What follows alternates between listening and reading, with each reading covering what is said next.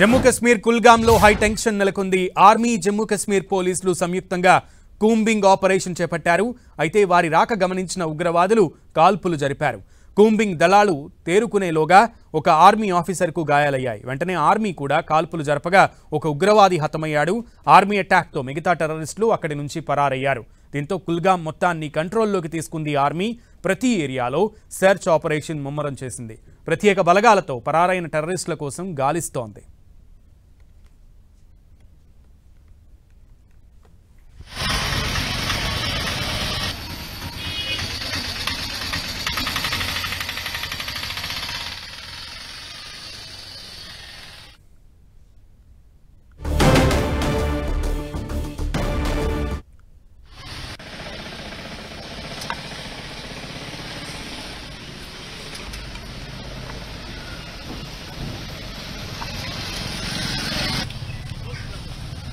sir